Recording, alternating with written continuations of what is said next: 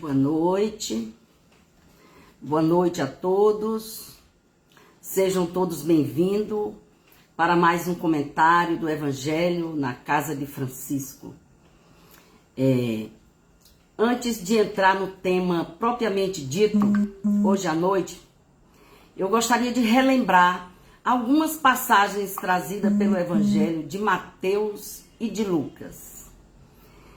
A seguinte frase, duas frases bem interessantes e apropriadas para o tema de hoje.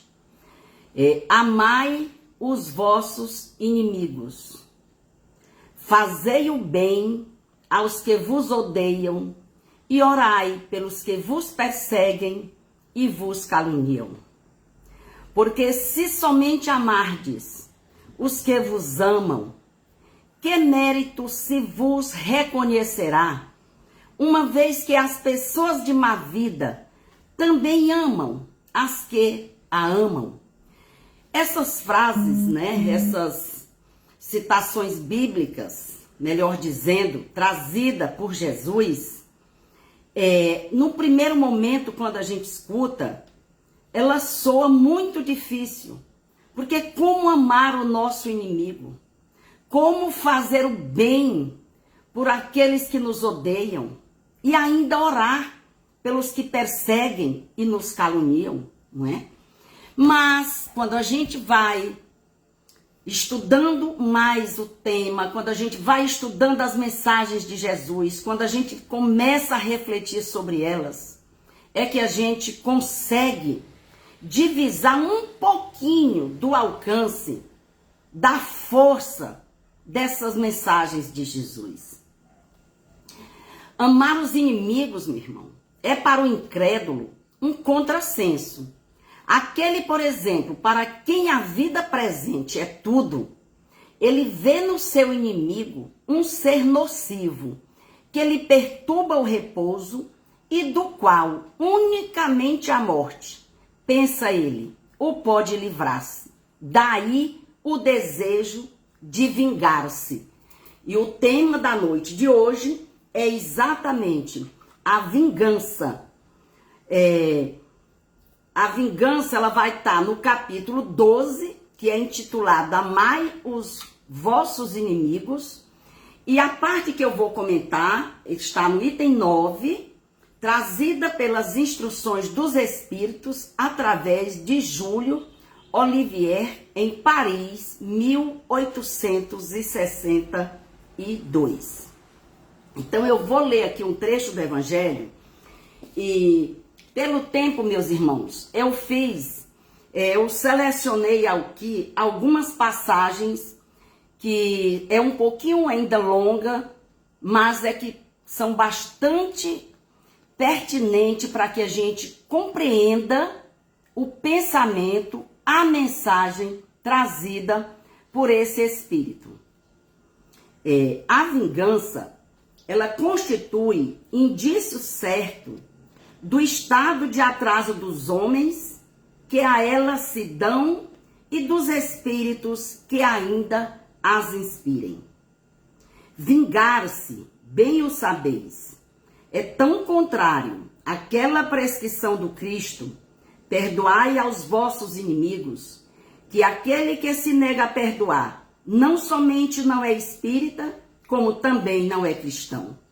A vingança é uma inspiração, tanto mais funesta, quanto tem por companheira assídua a falsidade e a baixeza. Quando é ele o mais forte, cai como uma fera sobre o outro, a quem chama seu inimigo, desde que a presença deste último lhe inflame a paixão, a cólera, o ódio. Porém, as mais das vezes assume aparências hipócritas, ocultando nas profundezas do coração os maus sentimentos que o animam. E quando seu ódio não chega a tais extremos, ele ataca-o então na honra e nas afeições, não recua diante da calúnia, e suas pérfidas insinuações, habilmente espalhadas a todos os ventos, se vão avolumando pelo caminho. E, em consequência, quando o perseguido se apresenta nos lugares por onde passou o sopro do perseguidor, espanta-se de dar, com semblantes frios, em vez de fisionomias amigas e benevolentes, que outrora o acolhiam. Fica estupefato, quando mãos que lhe estendiam agora se recusam a apertar as suas. Ah, o covarde que se vinga assim é 100 vezes mais culpado do que o que enfrenta o seu inimigo e o insulta em plena face. Vejam bem, meus irmãos, que mensagem bela trazida por esse irmão Júlio Olivier. Ou seja, bela no sentido do esclarecimento. Porque quem nunca passou por uma situação dessa? Quem nunca se sentiu envolvido em alguma trama dessa natureza? Na noite de hoje, para subsidiar os comentários deste evangelho, eu também vou usar, para quem quiser ler, que é um livro muito bacana, é o livro Diálogo com as Sombras, de Hermínio Correia de Miranda. Então, para quem chegou depois e não me conhece, né? O meu nome é Nacleides e eu sou trabalhadora voluntária da Casa de Francisco. Vingar-se é ir à forra, punir alguém por algo que se fez ao vingador. É preciso entender o vingador e aceitá-lo, como ele se apresenta, se pretendemos ajudá-lo. Pois ele é, antes de tudo, um prisioneiro de si mesmo, através de sua cólera e da sua frustração. A sua maior ilusão é de que a vingança aplaca o ódio, quando na realidade o alimenta e o mantém vivo.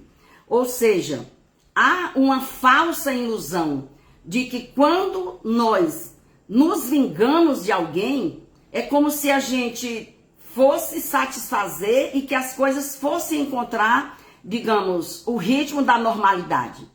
Mas cada vez, meu irmão, que a gente se vinga de alguém, a gente vai piorando essa situação, porque a gente vai alimentando com os piores sentimentos, que é o sentimento do ódio, a energia do ódio, a energia do ressentimento, da mágoa. O vingador, ele observa, ele planeja e espera a ocasião oportuna e o momento favorável. Não se precipita, mas não esquece. Sempre que pode, interfere ainda que seja para espetar uma agulha em sua vítima indefesa. Ou seja, o vingador, meus irmãos, ele se sente como aquele que tomou ele se sente como se ele tivesse sendo o próprio instrumento da justiça divina. Porque quando nós estamos nos vingando de alguém, é isso que a gente está querendo fazer. O papel de Deus, o papel de punir, entendeu? E não nos compete punir. Na realidade, essa punição não compete a nós. Então o vingador, ele toma em suas próprias mãos, né, esse instrumento da justiça divina.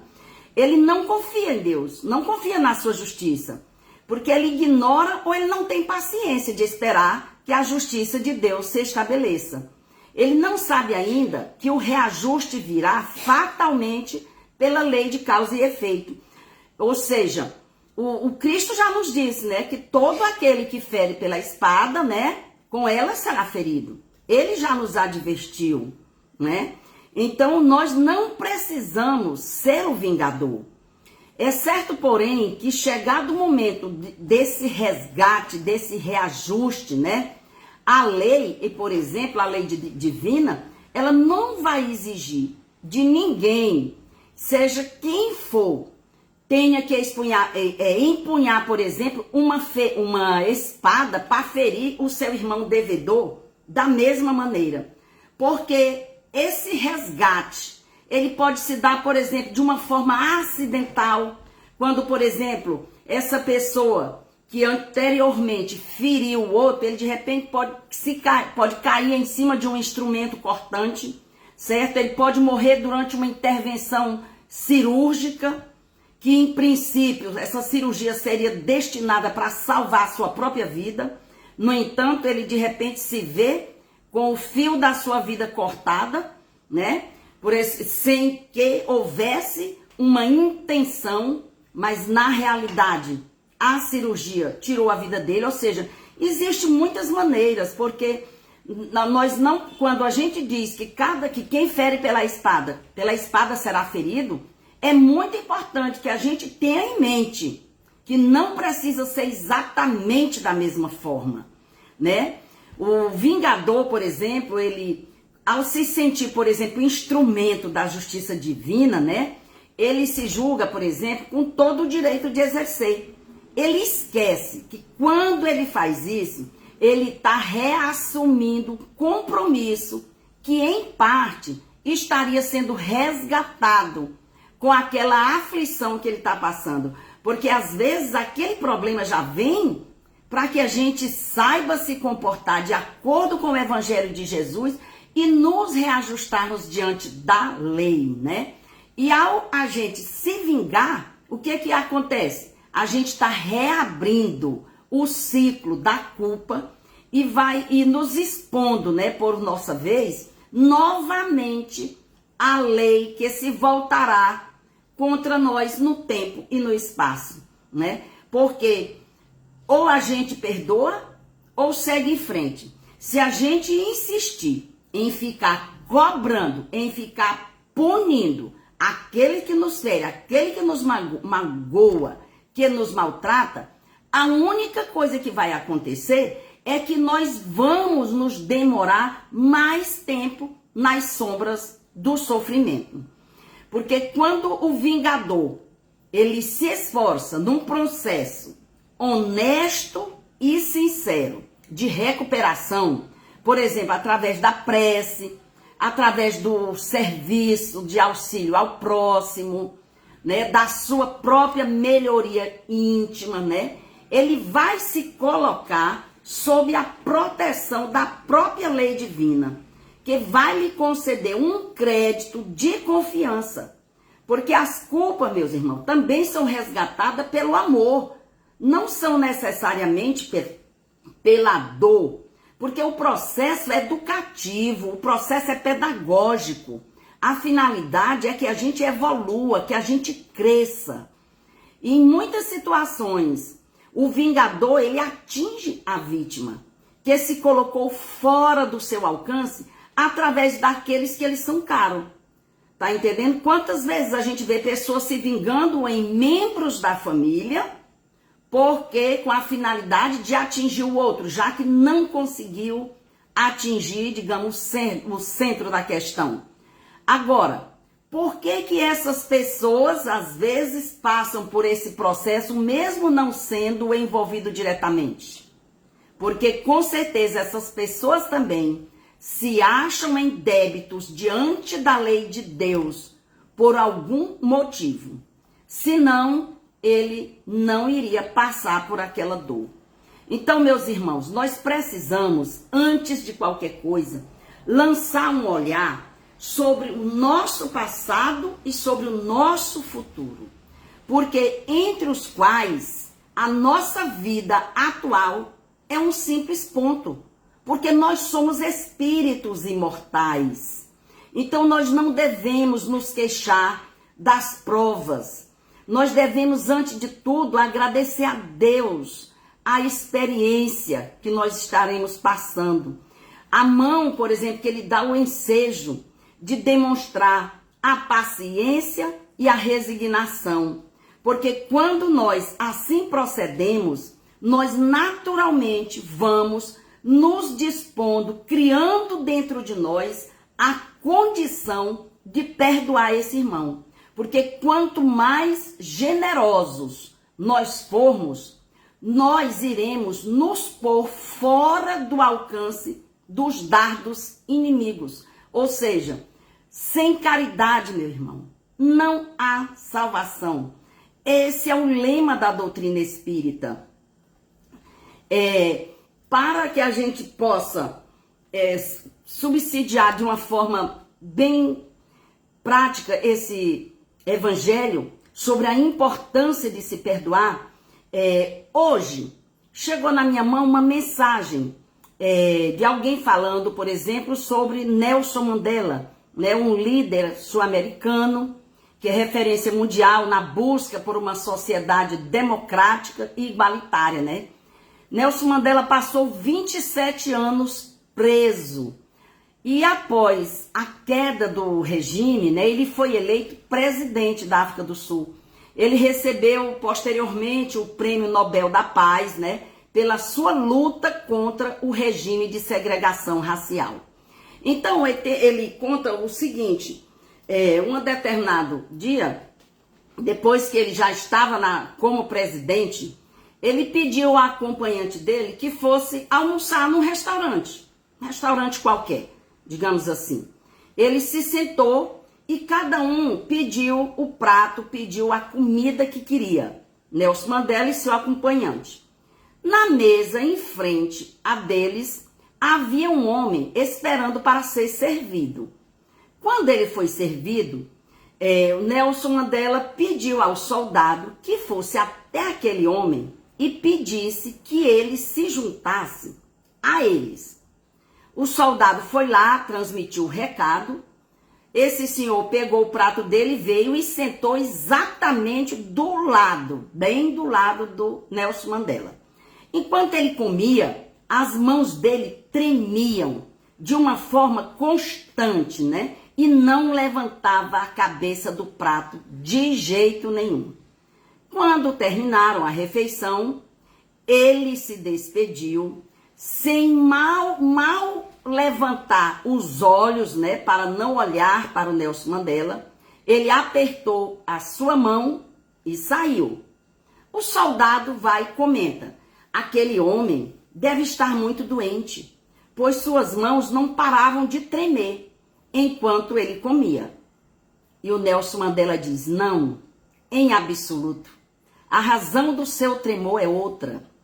Então ele disse: esse homem era o guardião da prisão onde eu estava. Depois que ele me torturava, eu gritava e chorava por um pouco de água.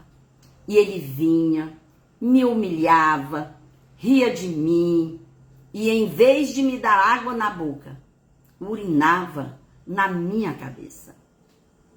Ele não estava doente, estava com medo de esperar que eu, agora presidente da África do Sul, o mandasse para a cadeia e fizesse com ele o mesmo que ele fez comigo. Mas eu não sou assim. Esse comportamento não faz parte do meu caráter, nem da minha ética.